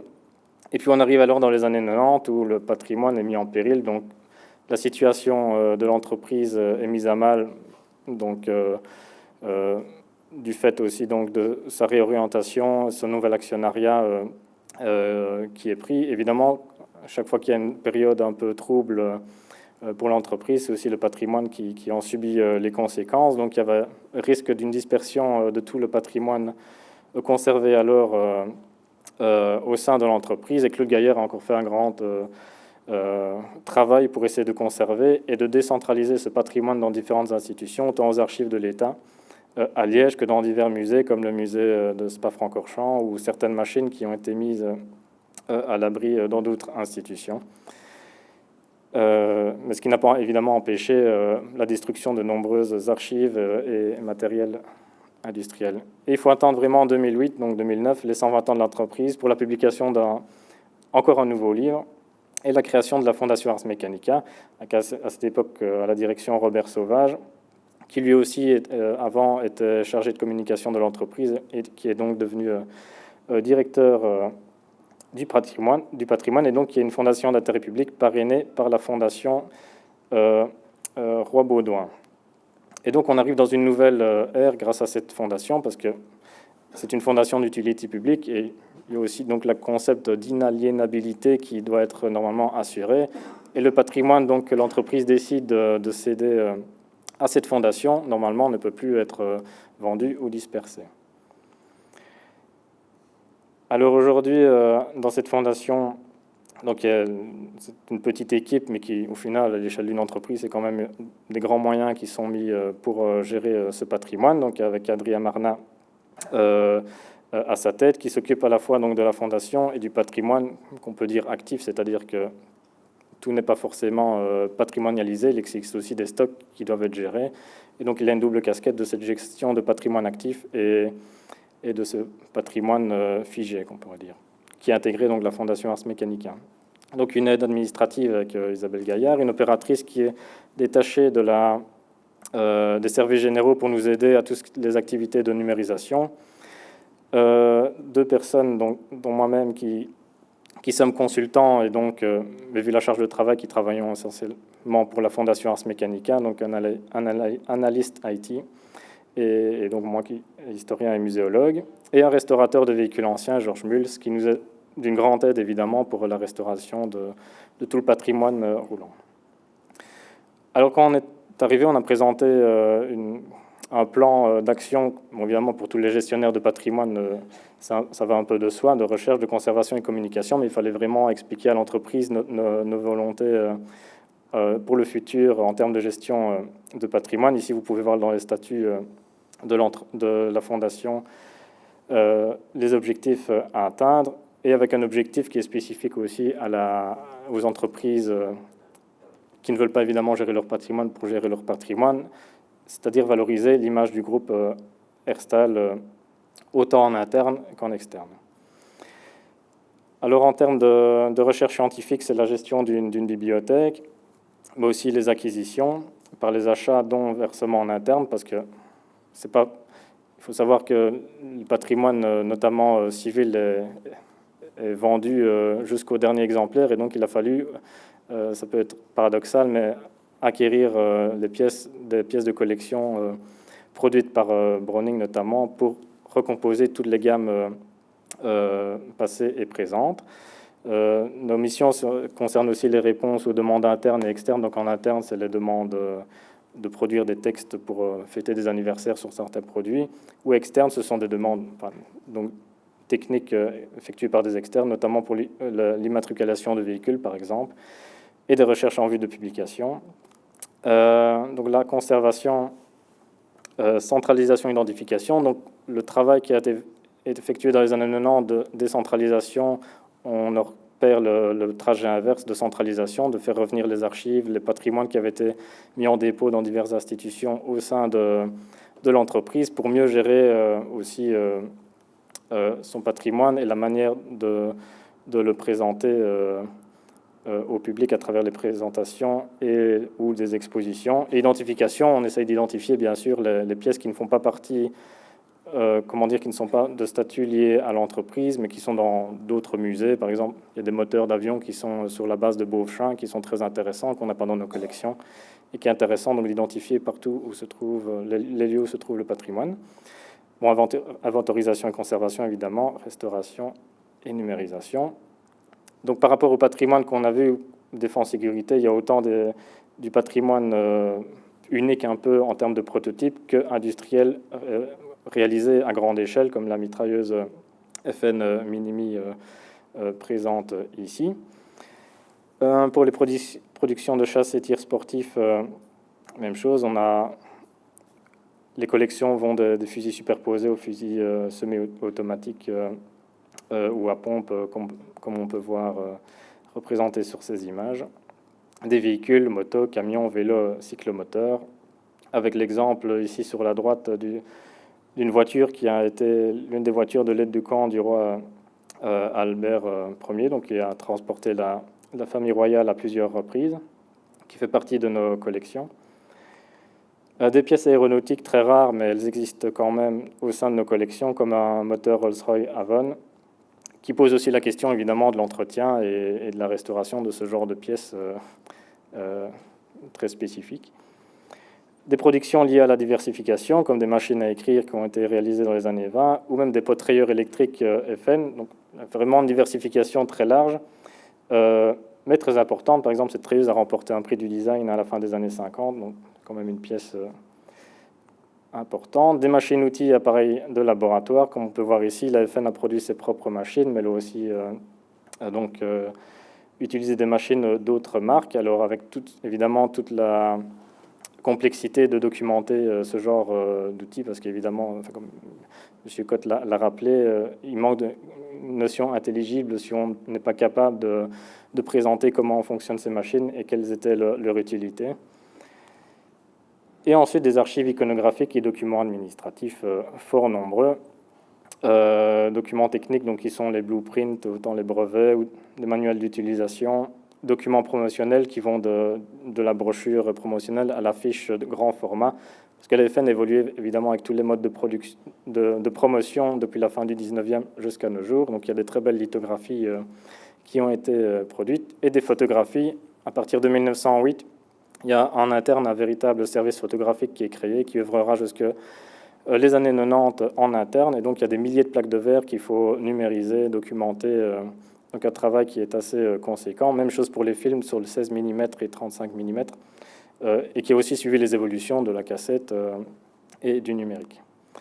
Patrimoine immatériel, évidemment, avec notamment la fabrication artisanale des armes, dont on peut voir quelques étapes ici, de la soudure du canon, de façonnage de la crosse et du quadrillage, et de la gravure des bascules, avec une volonté au sein de la Fondation de faire reconnaître à terme ce patrimoine vraiment comme patrimoine mondial de l'UNESCO, dans un futur qu'on espère proche. Mais... La restauration, donc on a un atelier de restauration dans lequel, comme je l'ai présenté tout à l'heure, un restaurateur travaille à faire en sorte que assurer la conservation préventive, donc le fait que les véhicules ne se dégradent pas, mais aussi de faire fonctionner les véhicules. Et la communication, donc avec tous les outils. Donc il a été question de la refonte de l'identité visuelle de la Fondation, des publications, de la mise en valeur des collections, des partenariats et sites web. Concernant les publications, l'équipe nouvelle a, dès 2021, produit un nouveau magazine qui s'appelle Ars Mechanica Magazine. Le premier était dédié à l'évolution de l'image de marque de l'entreprise. Et depuis l'année dernière, un nouveau livre a été publié donc, sur l'histoire du groupe, donc de ses origines jusqu'au début des années 2020. Mise en valeur des collections, donc avec un petit musée privé Ars Mechanica, qui est malheureusement pas accessible au public, qui permet en très peu de temps de faire des visites aux clients, aux VIP, ou en interne aussi, pour montrer aux personnes en interne la richesse du patrimoine de l'entreprise dans laquelle ils travaillent. Et donc, ce qui m'amène à la conclusion, avec ce rectifieur de canon qui utilise toujours une genre de roue sur un axe vertical, et qui était utilisé autant dans le passé, qui est toujours utilisé dans le présent, parce que rien de mieux que l'œil humain. La machine n'a pas réussi dans ce secteur à remplacer l'œil humain. Donc en conclusion, je dirais que la Fondation Ars Mechanica, c'est un véritable atout, car elle assure un rôle majeur dans la conservation et la valorisation du patrimoine armurier, à la fois en Belgique, mais aussi dans le monde, et plus largement de la mécanique de précision, grâce aussi aux moyens que l'entreprise peut mettre à la valorisation de ce patrimoine. Elle peut jouer aussi un rôle auprès des autres acteurs de la conservation du patrimoine mécanique pour le mettre en avant. Et évidemment, le patrimoine armurier, c'est toujours l'un des grands promoteurs de la valorisation de ce patrimoine, et les contacts sont toujours très, très forts avec le musée Grand Curtius. Donc il y a l'une des plus grandes collections d'armes au monde. Alors dans les défis, pour un acteur du patrimoine qui travaille dans une entreprise privée, c'est tout d'abord arriver à déterminer la vision de l'entreprise pour la gestion du patrimoine. Parce qu'évidemment, il faut avoir un plan à long terme pour la gestion du patrimoine. Pour l'instant, c'est vrai que je suis un peu passé vite, mais une grande exposition va avoir lieu l'année prochaine à Liège sur l'ensemble de son patrimoine. Donc l'entreprise, évidemment, met les moyens pour le valoriser, pour fêter ses 135 ans. Mais quel sera l'avenir après? On entend souvent parler de la création d'un musée FN accessible au public. mais rien n'est plus sûr pour le futur. La sensibilisation en interne, donc le personnel en général est très sensible au patrimoine, mais il s'agit quand même de sensibiliser les gens aux bonnes démarches à suivre en termes de conservation du patrimoine et notamment d'information, que l'information, soit bien communiquée aux gestionnaires du patrimoine, donc la Fondation Ars Mechanica, parce qu'il arrive souvent qu'on est prévenu à la dernière minute quand, par exemple, un fonds d'archives va être détruit. Pour laisser de la place, évidemment, c'est quelque chose qu'on retrouve souvent dans au sein de la gestion du patrimoine industriel, et donc il faut arriver à intervenir très rapidement, éviter que donc, les objets ne soient détruits, notamment les machines-outils, parce que non pas toujours les personnes qui ont utilisé ces machines par le passé ou qui les ont entreposées ou qui savent que des machines anciennes existent n'ont pas vraiment toujours conscience de leur intérêt patrimonial. Bon, l'accès au site, évidemment, c'est un grand défi, vu que c'est un site sécurisé, vu le caractère sensible de la production. Et donc, c'est tout l'enjeu pour le futur, c'est d'arriver à rendre une partie de ce patrimoine accessible au public via peut-être la création d'un musée accessible. Bon, évidemment, le temps pour gérer tout ça, parce que l'accent est toujours mis sur la promotion du patrimoine à travers des livres, des expositions, mais la gestion des collections, c'est un peu aussi un problème récurrent qu'on le trouve dans d'autres institutions, mais passe toujours en second plan, et donc met à mal souvent la conservation du patrimoine, la formation accessible, l'inventarisation. La compréhension de la matière, ce qui n'est pas toujours évident de comprendre. Tout d'abord, le domaine de l'armement est très spécifique, mais ça fait aussi partie des défis que rencontrent les gestionnaires de patrimoine industriel haut, c'est ceux d'arriver à maîtriser la matière autant de l'armement que de la machine-outil, qui est très importante, mais qui nécessite aussi que des gens compétents puissent expliquer le fonctionnement. Et heureusement, on est encore dans une période où il y a des générations qui ont effectué 40 ans au sein de l'entreprise, qui commencent à prendre leur retraite, mais qui sont encore toujours présents, parce que c'est un modèle économique qui commence à se perdre. Maintenant, c'est davantage des petites périodes au sein des entreprises qui priment. Et ensuite, la restauration des véhicules. Notre restaurateur, par exemple, va vouloir quitter ses fonctions très prochainement, et se pose aussi la question donc, de comment restaurer ce patrimoine roulant avec des procédés qui relèvent de la mécanique, je dirais, d'ancienne génération, parce que les cours de mécanique actuellement sont aussi ciblés fort sur l'électronique, etc. Et donc, retrouver vraiment des restaurateurs de véhicules anciens, sans parler de l'aéronautique, qui est là encore un autre problème, est un véritable défi. Voilà. Merci.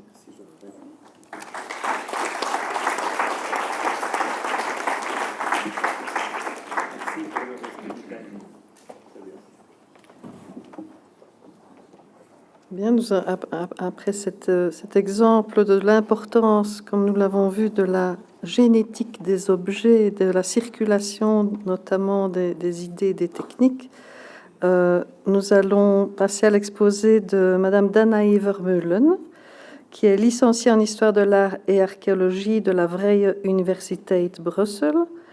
Elle possède également un master en muséologie de l'Université d'Amsterdam et un diplôme complémentaire en gestion culturelle de l'Université de Gand. Sa première expérience professionnelle en tant que curatrice, donc commissaire des collections exposées au headquarters de Katoen Nassi. Katoen Nassi, pour votre info, c'est un groupe prestataire mondial de solutions logistiques qui est né en 1854.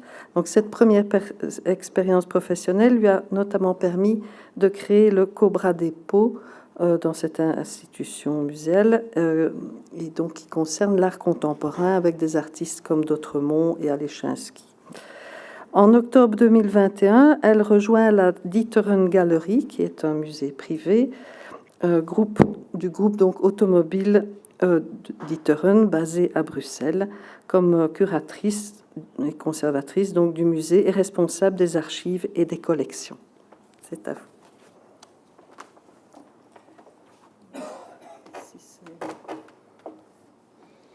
Donc c'est à droite. Et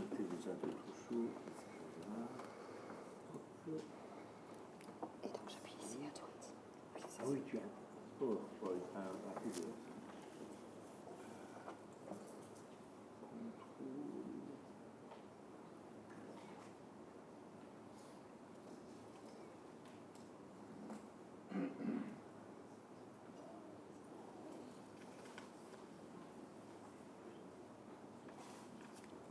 On va pouvoir mettre en plein l'écran.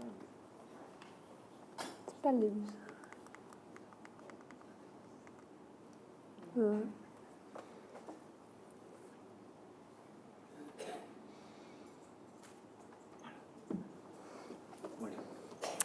Bonjour. Je voulais d'abord remercier les organisateurs pour l'invitation. C'est la première fois que je présente la Dietrich Galerie. Donc j'ai le plaisir aujourd'hui de vous présenter la Dietrich Galerie qui ne comprend pas seulement un musée, mais aussi un atelier de restauration, une collection d'entreprises et des archives. Avant de parler archives et collections, je vais vous raconter en très court l'histoire de la société. C'est une entreprise familiale belge qui existe depuis 1805. 1805 est l'année où Jean-Joseph D'Ieteren ouvre son atelier de charronnage à Bruxelles. Il commence donc par fabriquer des roues en bois et puis il évolue vers des petits hippomobiles. Il décède malheureusement relativement jeune et ses deux fils vont reprendre le flambeau. Guillaume reprend l'atelier de son père et Alexandre va partir à Paris pour se perfectionner dans le dessin et le design de l'hippomobile. Une fois de retour à Bruxelles, il s'installe comme carrossier dans ses propres ateliers. Quand ses fils à lui vont reprendre l'entreprise, la maison devient D'Ieteren Frères. C'est un nom qui va être utilisé pendant très longtemps. Ils seront considérés comme les carrossiers principaux à Bruxelles à ce moment-là. Ils vont par exemple recevoir une commande pour un landau, donc un hippomobile, pour commémorer le 75e anniversaire de l'indépendance de la Belgique. C'est en 1805. Et du coup, c'est aussi leur 100e anniversaire. La quatrième génération, Lucien et Albert, vont se lancer dans la production de l'automobile. Ils vont carrosser des voitures. Donc, on a vu dans la présentation précédente la fabrication de châssis. Les clients achetaient un châssis avec moteur chez une marque et venaient alors chez les carrossiers comme D'Ieteren pour fabriquer la carrosserie. Pour les carrosseries automobiles, on a besoin de plus de place que pour la fabrication des hippomobiles. Et du coup, ils vont construire des nouveaux locaux à la rue du Mail 50 à Bruxelles. Et jusqu'aujourd'hui, c'est toujours l'adresse du siège social de l'entreprise. 1929 est une année importante aussi pour D'Ieteren. Ils vont rentrer sur la bourse de Bruxelles et quelques mois plus tard, malheureusement, à cause du crash boursier, les ventes de voitures de luxe vont chuter. Le nombre d'employés chez D'Ieteren va également chuter. On passe de 500 à 73 employés. Lucien D'Ieteren va du coup rajouter une activité. Il va distribuer des automobiles, il va passer à la vente des voitures américaines. Donc d'abord, on a la marque Studebaker, qui est assez connue normalement, et puis Auburn et Pierce Arrow vont se rajouter. Quelques années d'après, il aura une autre superbe idée, c'est de réouvrir les ateliers rue du Mail pour assembler ces voitures américaines sur place, donc en Belgique. 1948, également une année très importante pour la société. Pierre D'Ieteren a compris assez tôt l'importance que la petite voiture aura dans notre société et il va du coup signer un contrat d'importation avec Volkswagen. Cette même année, D'Ieteren va acheter un grand terrain pour construire sa propre usine, l'usine de Forêt, aujourd'hui connue sous Audi Brussels. Ils vont revendre cette usine en 1970 et ça marquera la fin des activités industrielles de la société. Après, à partir des années 60, D'Ieteren va commencer à diversifier ses activités avec des filiales d'assurance, de financement et aussi de location de voitures. J'ai entendu pendant la présentation précédente qu'il y a eu FN Sport, il y a aussi eu D'Ieteren Sport. Du coup, c'était apparemment très populaire dans les années 80. Et cette diversification va continuer avec des autres acquisitions. Il y aura Belron, que vous allez peut-être mieux connaître sous le nom de Carglass, puis Moleskine, ce qui est une marque italienne de petits carnets. Et puis dans les 2 dernières années, il y a PHE et TVH, des sociétés qui travaillent dans les pièces détachées, qui vont compléter la famille. La D'Ieteren Galerie. Dans les années 80, Roland D'Ieteren va décider de commencer une collection et d'ouvrir un petit musée en honneur de ses ancêtres et des employés de l'entreprise. Ça commencera très petit, avec quelques pensionnés qui s'occupent de quelques voitures, et puis petit à petit, la collection va grandir et une vraie équipe va se former. On aura quelques mécaniciens, un électricien, un garnisseur, un carrossier et même un archiviste. En 2000, D'Ieteren se prépare doucement pour fêter son bicentenaire, qui aura lieu 5 ans plus tard, en 2005. Et pour cette occasion-là, ils veulent agrandir, moderniser, changer la galerie. Ils font un appel d'offres et Urban Platform va gagner le concours avec, comme vous voyez la maquette, un design inspiré des courbes des circuits. Les travaux vont durer 2 ans. Et le 16 mars 2005, la nouvelle galerie sera inaugurée et avec une superficie de plus que 2300 mètres carrés, on peut y exposer une centaine de véhicules et d'autres objets, des photographies et des documents d'archives complètent l'ensemble. Si vous voyez quelques exemples des archives aujourd'hui et du musée. Aujourd'hui, on a une équipe de 11 personnes qui travaillent à la galerie, dont 9 personnes dans l'atelier de restauration. Chez D'Ieteren, on aime les voitures, donc je suis très impressionnée qu'un seul restaurateur fait du si beau boulot, parce qu'il y a vraiment du travail pour garder ce patrimoine vivant. Depuis le début, une politique muséale a été écrite, ce qui nous aide à définir les acquisitions et les aliénations aujourd'hui. On cherche encore activement des pièces pour consolider la collection et on a aussi la grande chance de recevoir régulièrement des donations et du coup avoir un document qui nous aide à définir ou à suivre le fil rouge, c'est quand même pas mal. Maintenant, vous vous demandez sûrement ce que nous avons dans ces collections et ces archives. Donc, j'ai préparé quelques exemples. D'abord, dans la collection des véhicules, on a des hippomobiles, des automobiles, mais aussi des motos et des vélos. En total, on arrive à 300 pièces. La plupart roulent. Je suis très fière de dire ça. Ici, pour la partie carrossée par D'Ieteren, je vous montre un hippomobile 3/4 de la période d'Alexandre D'Ieteren, donc de 1865 environ.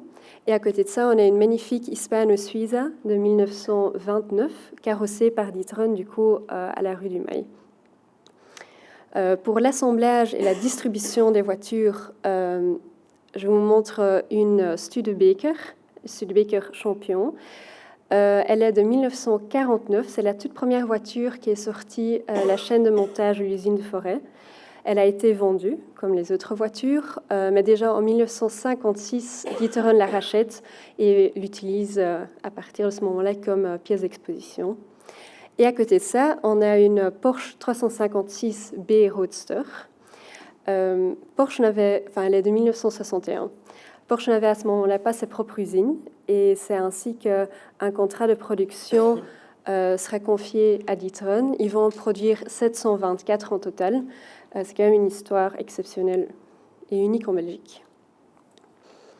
On a une très grande collection d'objets. On a des miniatures, on a des trophées, des médailles.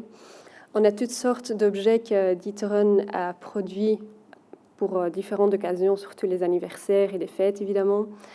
On a des cadeaux d'entreprise que D'Ieteren a reçus. On a aussi des pièces détachées et de l'outillage. Ça, c'est aussi du patrimoine vivant, parce que mes collègues dans l'atelier les utilisent pour travailler sur les voitures.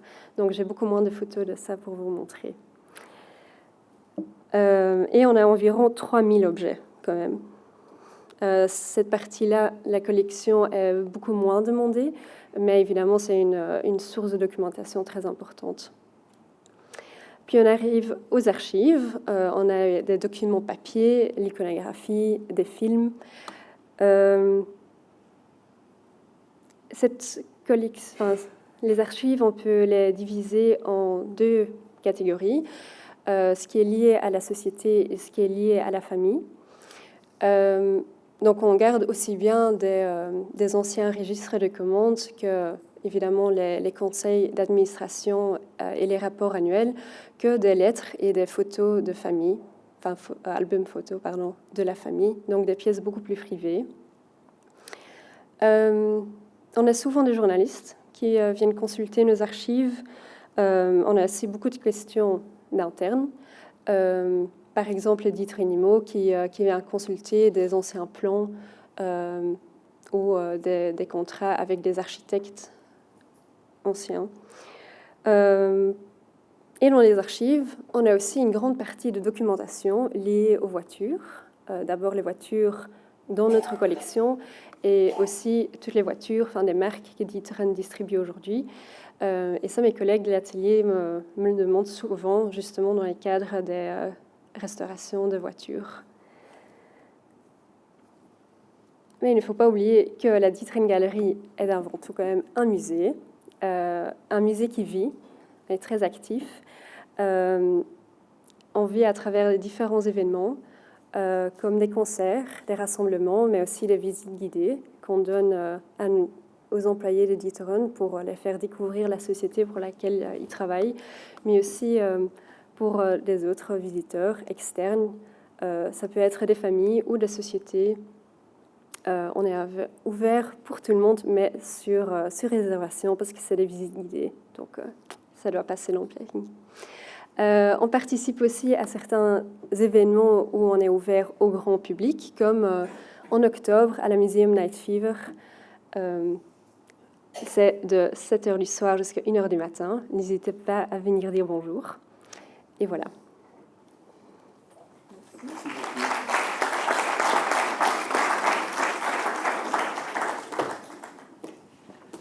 Donc, vu le timing et nous permettre de manger, on va se limiter à 2 questions. Et si vous en avez d'autres, n'hésitez pas après à poser vos questions directement aux conférenciers.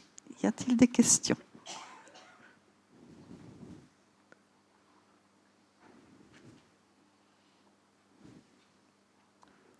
Voilà.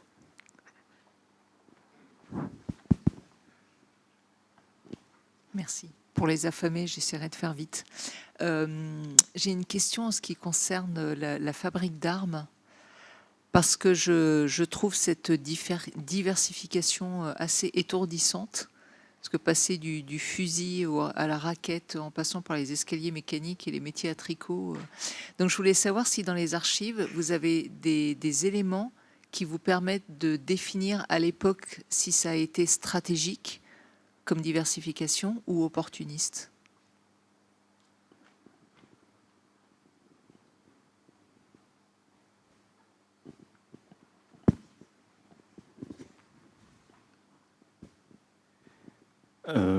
En effet, il y a des éléments qui peuvent évidemment le confirmer, parce qu'on a évidemment tous les anciens rapports d'activité, et aussi les PV des conseils d'administration qui peuvent aussi donner un peu l'évolution de la stratégie de l'entreprise. Comme je l'ai un peu expliqué, donc, après cette première commande de fusil, il y avait tout un parc machine. Et quand on a des machines qui peuvent mécaniser certains éléments métalliques pour les armes, ils peuvent aussi mécaniser sur d'autres sortes d'objets, des vélos, des motos, etc. Et ça, c'est pas tellement symptomatique uniquement de la FN. Par exemple, en France, il y a Manu France. Il y a d'autres aussi armuriers liégeois qui l'ont fait à plus petite échelle, comme Nagant et Piper. Et c'est vrai qu'à l'échelle vraiment industrielle, comme la FN, c'est vrai que c'est assez unique. Et il y a différentes stratégies. Par exemple, la diversification dans les loisirs sportifs. À partir des années 70, la Fabrique nationale d'armes de guerre devient Fabrique nationale Herstal. C'est aussi parce qu'après la guerre du Vietnam, tout ce qui est armement est un peu décrié. Il y a différentes périodes comme ça. Il y a 20 ans, l'industrie de l'armement, même il y a 10 ans, c'était l'axe du mal. Maintenant, il y a, comme les tabagistes et les producteurs, extracteurs de pétrole, etc. Maintenant, il y a des visions différentes actuellement qui sont prises en considération par rapport à ce type d'industrie. Mais nous, dans les années 70, ils ont décidé aussi de se diversifier dans les loisirs sportifs avec Browning, par exemple, aussi pour ces raisons-là. Et aussi par intérêt de rachat, de diversification d'autres sociétés mécaniques. Et, par exemple, FN Motor, c'est aussi l'évolution de l'activité moteur automobile qui a migré vers le domaine aéronautique. Donc, il y a quand même des stratégies. Et à un moment donné, je ne l'ai pas mis ici, mais j'aurais pu mettre un peu l'arborescence de l'entreprise à la fin des années 80. C'est une vraie pieuvre. En fait, il y a des dizaines de sociétés différentes dans lesquelles l'entreprise est active. Et ça a peut-être aussi conduit aux graves problèmes qu'elle a eu dans les années 90, où elle a failli presque même disparaître, être rachetée. Parce que j'ai oublié évidemment de mentionner le rachat de la région wallonne en 1998. Mais elle avait tellement de diversification et les coûts étaient tellement importants en R&D dans ces activités, je parle notamment de l'aéronautique, qu'à un moment donné, il fallait laisser les entreprises exister pour elles-mêmes ou être achetées par des groupes comme Safran, qui permettaient d'avoir la taille critique nécessaire pour pouvoir investir dans leur propre activité. Donc c'est à double tranchant, évidemment, la diversification. Voilà, j'espère avoir répondu à votre question. Une autre question?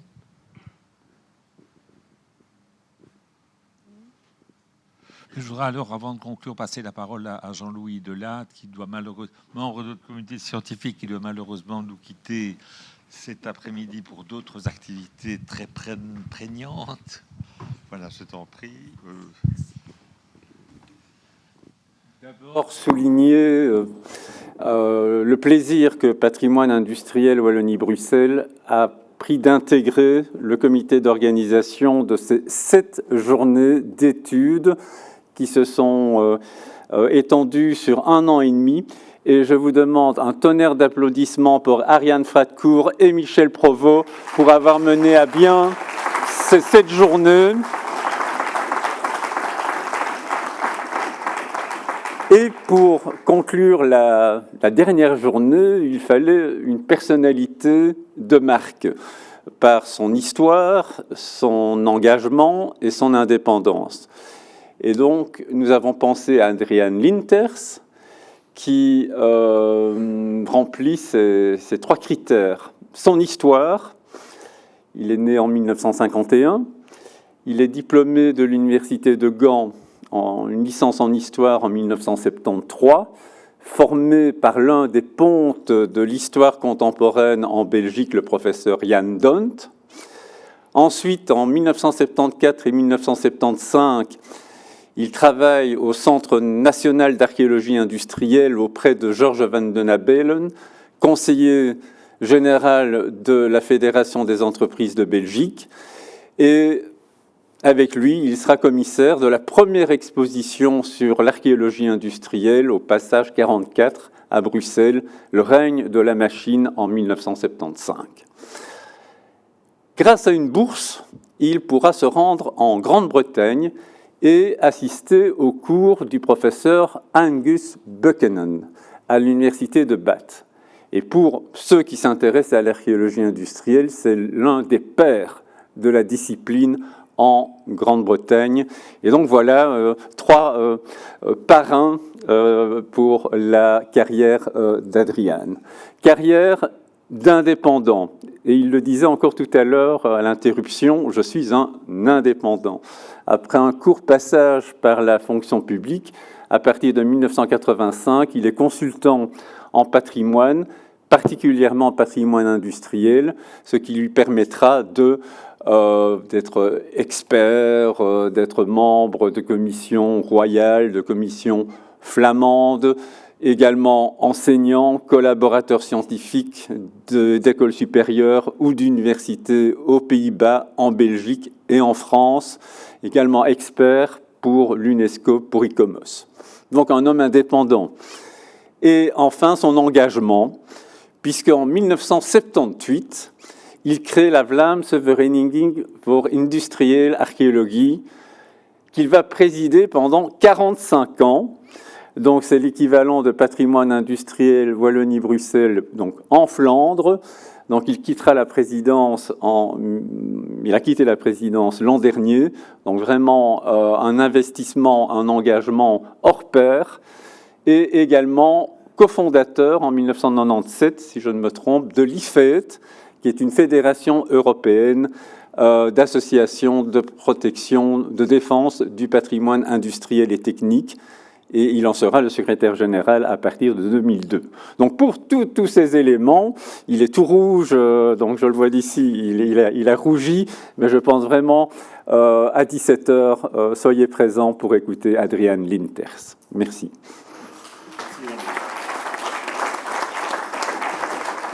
Et en 2019, il a reçu le prix Europa Nostra pour toute sa carrière de défenseur du patrimoine culturel. Merci beaucoup. Voilà, on va passer à la pause déjeuner. On a grâce au respect de la ponctualité, on est dans les temps, donc on se retrouve dans 1 heure à 13h45 pour cet après-midi.